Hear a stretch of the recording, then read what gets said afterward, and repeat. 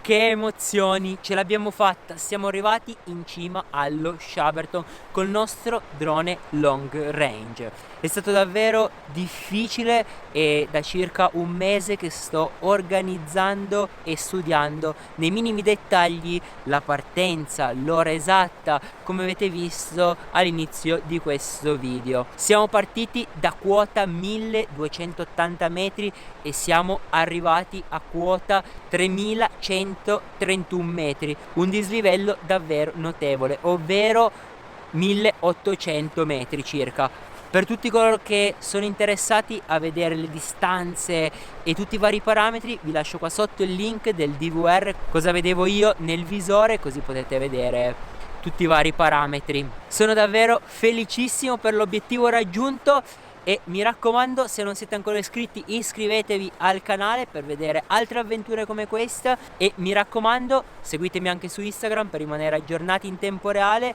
su cosa combino e su Telegram dove pubblico le migliori offerte di tecnologie e non. Ce l'abbiamo fatta, sono davvero felice. Prossimo obiettivo, chi lo sa. Ciao a tutti e grazie della visione. Ci vediamo presto.